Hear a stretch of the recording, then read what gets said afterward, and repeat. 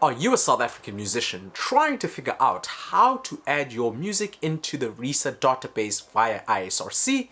Welcome to this episode where I plan on demystifying just that.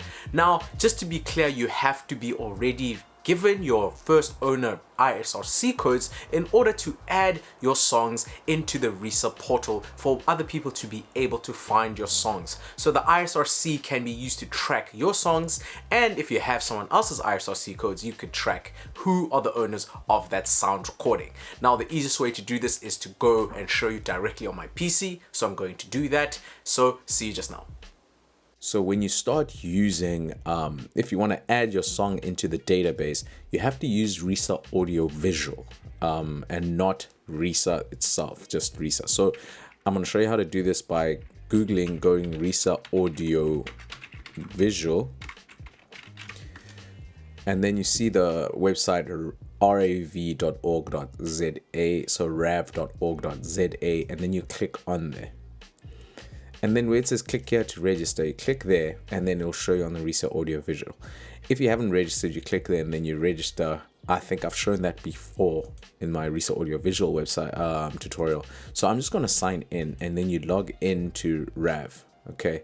And now you see it slightly looks different to how RISA's portal does look if you want to generate your own ISRC codes. But I just want to show you where it says Global Asset Search.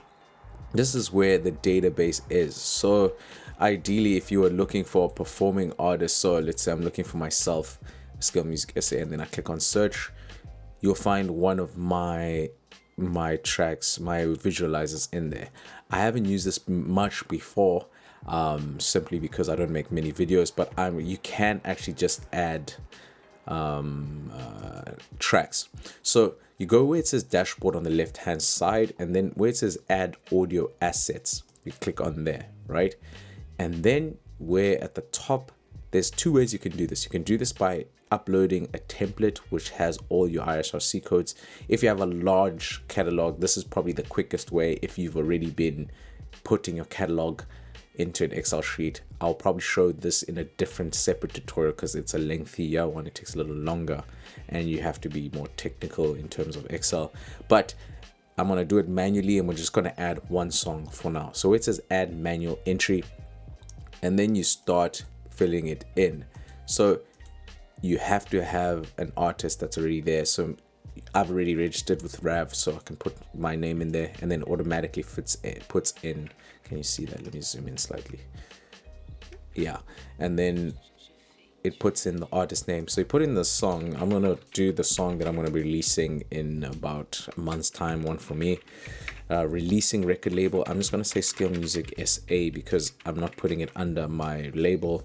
And then record label, Skill Music SA as well.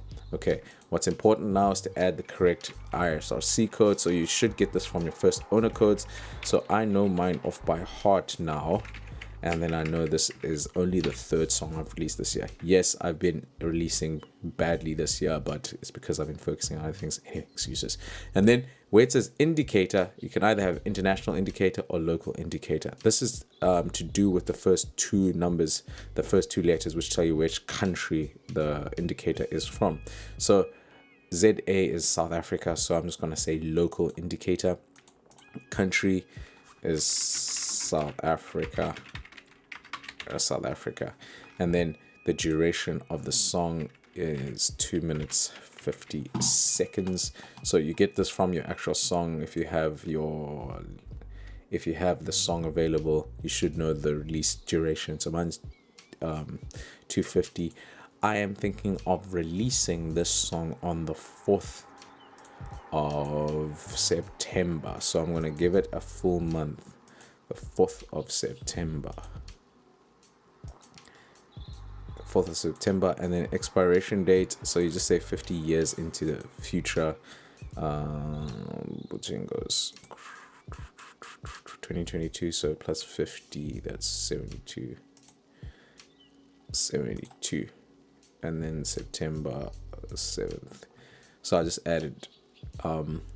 added about 50 years, give or take. That's usually when these things, that's usually how long copyright lasts. and then you click on save, right? Very simple to add it into the database. And then you will see, I have to zoom out a little, and then you'll see the other entries that I have in here. So it tells you that thank you for registering, your registration is pending approval. The email will be sent, and then once it's finally done, you will see it. You can simply click on assets, and then you search for your name as an artist, and then there it is right there, one for me. Simple process, and then it'll always be in the database so that when people who've never heard of you can just search for your name. That's ideally how this works. But remember that RISA Audiovisual RISA has to do with record labels.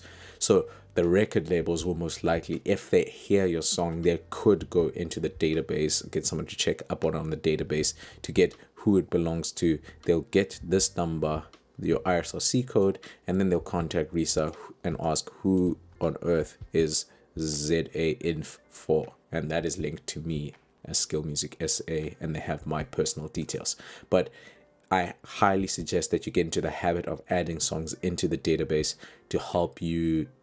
If someone hears your song and really wants to get in contact with you, they'll be able to reach out by using your ISRC code. If you'd prefer to generate your ISRC codes on a separate sheet, watch this video.